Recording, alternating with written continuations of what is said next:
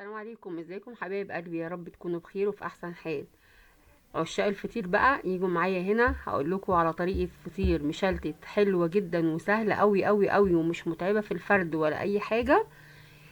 سايبه لكم مقطع كده في اول الفيديو، هتسمعوا صوت الفطير وهو كده مقرمش من بره وطري من جوه. يعني هتشوفوه بيتني ازاي معاكم وفي نفس الوقت طراوه كده وقرمشه من بره تحفه جدا. الطريقه بتاعتنا سهله. في البدايه كده ما تنسيش لايك واشتراك في القناه، ويلا بينا نسمع المقطع وبعد كده نشوف الطريقه بتاعتنا.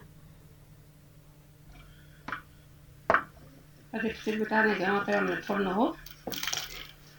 بصوا عامل ازاي، شوفوا سامعين القرمشه بتاعته في نفس الوقت هي طريه. سامعين الفطير مقرمش من بره وطري من جوه. بصوا الفطير ازاي، بصوا الفطير ساعتها من ورا، شايفين عامل ازاي؟ سامعين يا جماعه؟ شفتوا يا جماعه الطريقه بتاعته عامله ازاي؟ الفطير طري ازاي وجميل. يلا نسمي الله ونقول معانا ايه هي المقادير بتاعتنا والطريقه بتاعتنا ايه هي. في الاول كده انا معايا 2 كيلو من الدقيق، هنزل عليهم ب3 معالق من السكر يكونوا كبار، كمان هنزل عليهم بمعلقه ملح صغيره. طيب الدقيق ده انا بجيبه، تجيبيه اكياس عادي اللي هو الشركات الجاهزه، او تجيبيه من العطار، بس يكون نوع دقيق كويس علشان يتفرد معاكي، ما يخليش الفطير معاكي يقطع، يبقى ليها العجينه بتاعتها تبقى ليها عرق ويقطع معاكي.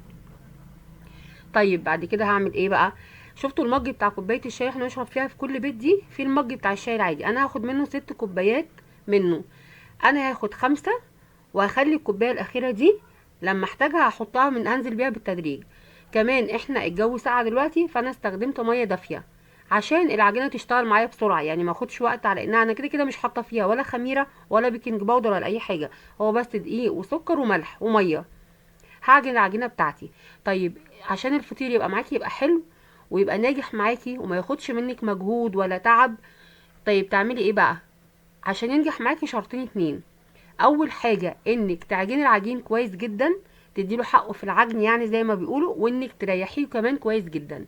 بين كل مرحله ومرحله تيجي تعملي فيها العجين لازم تريحيه نص ساعه اقل حاجه. تمام كده؟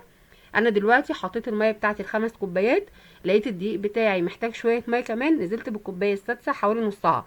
طبعا لكل دقيق مقدار ميه، ما تنزليش بالميه كلها علشان العجين ما يبقاش ميته كتيره وتحتاجي ان انت تحطي دقيق، فانزلي بال5 كوبايات وبعدين الكوبايه السادسه دي تنزلي بيها بالتدريج. هنا عجنت العجينه بتاعتي، لميت الدقيق زي ما بيقولوا بالميه، وهعمل ايه؟ وهسيبها 10 دقايق. هي دي الخطوه، ان انت عشان يرتاح معاكي العجين وما يتعبكيش، اعجني شويه وسيبيه شويه 10 دقايق وارجعي له تاني. 10 دقايق وارجعي له تاني او 5 دقايق وارجعي له تاني. انا نزلت العجين بتاعي على الترابيزه، اديته عجنه زي ما قلت 10 دقايق او 5 دقايق وارجع له تاني. بصي النتيجه بتاعته عامله ازاي. لو انت فضلتي تعجني فيه ورا بعض هتتعبي وهتاخدي مجهود فيه، انما لما انت بتسيبي العجينه شويه تريح وترجعي لها تريح وترجعي لها، بتعمل معاكي نتيجه اسرع، والجلوتين اللي في الدقيق بيشتغل وياكي وبيديكي العجينه تبقى العجينه بتاعتك كده تبقى ناعمه. طبعا انا خلصت هنا العجن، ما ينفعش اشتغل فيه قبل نص ساعه تريح، ما ينفعش، مش اقل من نص ساعه انك تريحي العجينه بعد ما خلصتيها. عايزه تسيبيها ساعه سيبيها. شوفوا العجينه عامله زي الاستيك ازاي وناعمه جدا معايا. تمام كده؟ يبقى انا بعد ما عجنت العجين سبته يريح اقل حاجه نص ساعه. هنزل بقى برش الدقيق بتاع على الترابيزه كده عشان انا هفرد عليها العجين بتاعنا، مش هفرده على زيت، المره دي انا هفرده على دقيق. تابعوا كده الفيديو وشوفوا الخطوات بتاعته ايه هي. الطريقه بتاعتي سهله جدا جدا جدا لاي حد ممكن يعمله، النتيجه بتاعته فوق الروعه. تمام.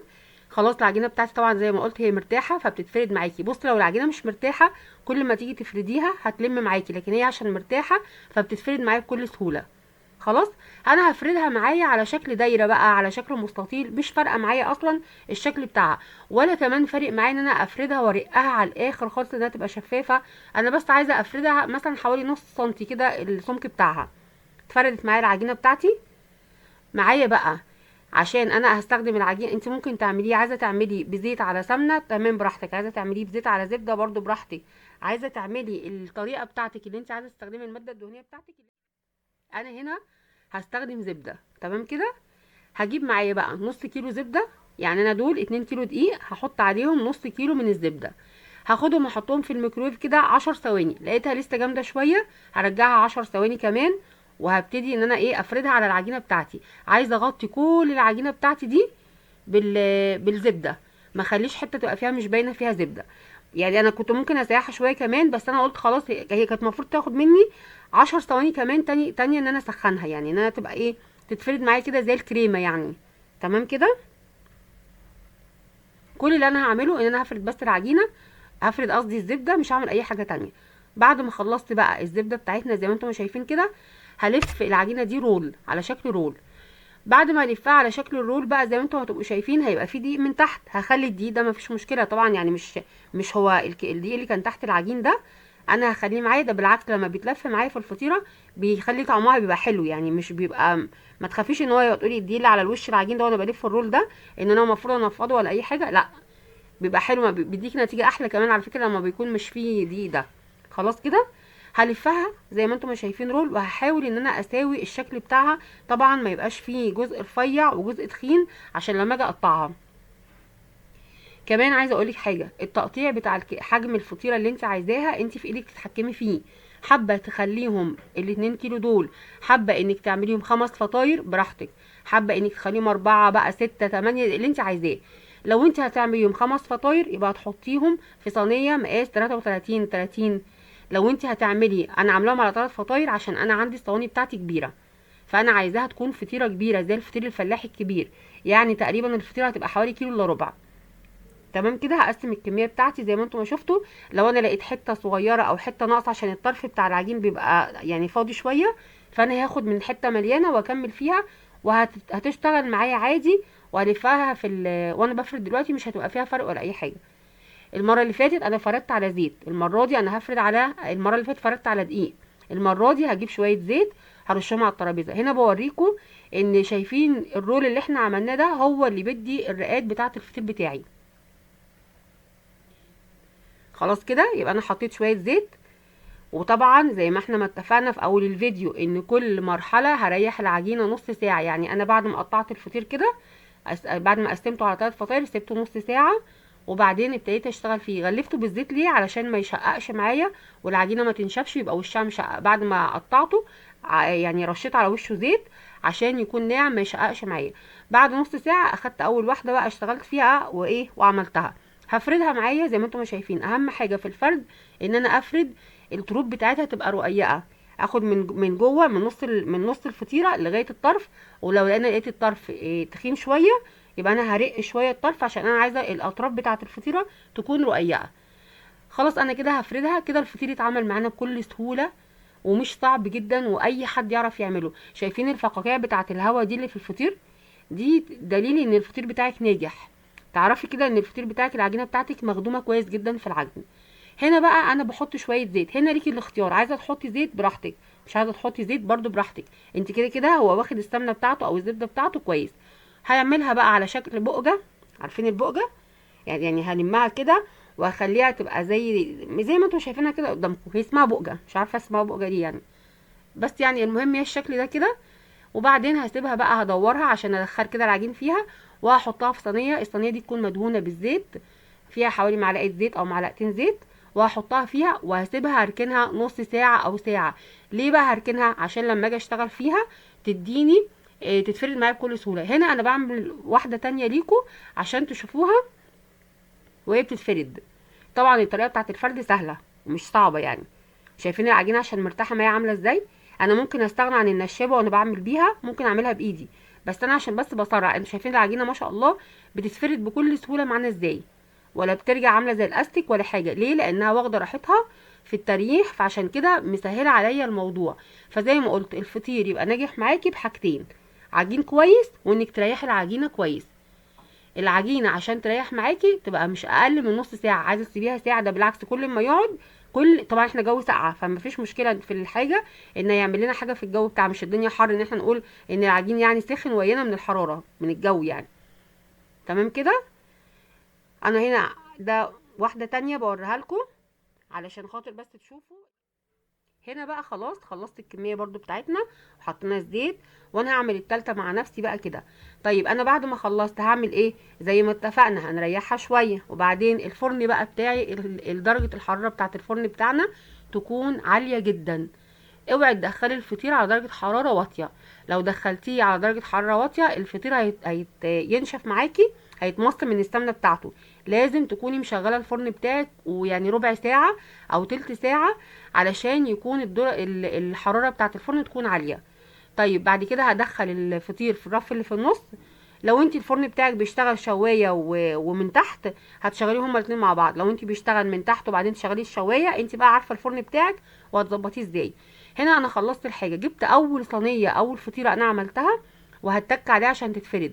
انا هنا بوريكم ايه، ان هي اتفردت معايا بس شويه، مش عايزه بقت قاسيه شويه، مش عايزه تتفرد معايا، سبتها تاني 10 دقايق كمان. بصوا بتتفرد معايا بكل سهوله ازاي، مفيش اي مشكله فيها. اول ما تيجي تضغطي عليها لقيتيها مش بتفرد او بتفرد وتلم، تعرفي ان هي كده عايزه ترتاح معاكي شويه. لو انت سبتيها شويه هتلاقيها اتفردت بكل سهوله. اظن كده طريقه الفطير دي سهله قوي، يعني حلوه جدا وسهله جدا. والفطير دلوقتي بره لو احنا رحنا جبنا فطيره مش بتمن قليل، يعني الحاجه بقت غاليه طبعا، واحنا هو مكلفنا في البيت، مش مكلفنا، بس تكلفته يعني اقل من بره بكتير جدا جدا جدا. فالناس بقى اللي بيحبوا الفطير وعشاق الفطير كده اللي زي حالاتنا، يعني لا اعملي في البيت ومش بياخد منك وقت والله ولا مجهود. كل الموضوع ان هو بس عاوز يعني تريحه بس بين كل واحده عشان يديك نتيجه حلوه جدا. طريقته سهله قوي قوي قوي، ولا متعبه ولا مثلا فيها تعب ليكي ان انت افردي اعجني العجينه 10 دقايق وريحيها زي ما قلت لك، وبين كل مرحله ومرحله نص ساعه. وخلاص كده الفطير بتاعنا بقى جاهز يعني خلاص. مشغله الفرن بتاعي على درجة حرارة عالية، هحطه على الرف اللي في النص لغاية لما ياخد اللون بتاعه من تحت، وبعدين هشغل الشواية بتاعتنا. لو انتوا القناة بتاعتي فعلا بتفيدكم او حد بتستفيدوا منها، اكتبوا لي في الكومنتات، عرفوني ان فعلا الحاجة بتاعتي يعني مفيدة، او ان انا مش مملة ليكم، او انتوا مش متضايقين مني. وما تنسوش في لايك واشتراك في القناة. وهسيبكم تسمعوا برضو المقطع الاولاني، تسمعوه تاني وتشوفوا الفطير وحلاوته، لان بصراحه ربنا الطريقه بتاعته كانت حلوه جدا جدا جدا. وفطير فلاحي انا عاملاه في البيت احنا، يعني بصي النتيجه بتاعته مليون في الميه جميله جدا جدا جدا. جربيها ومش هتندمي. ويا رب اللي يجربه يعجبه طريقتي يكتب لي كومنت ويقول لي الطريقه بتاعته ايه، يعني ايه رايه فيها، حلوه ولا مش حلوه، عجبته ولا ما عجبتهوش. واشوفكم على خير والسلام عليكم. شايفين يا جماعه؟ سامعين؟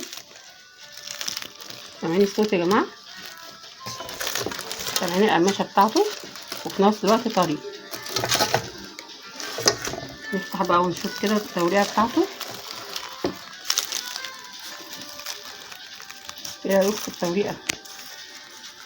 ايه رايكم؟ هو سخن لسه مولع نار. شايفين التوريعه بتاعته؟ انا مش عارفه افتحه عشان هو سخن.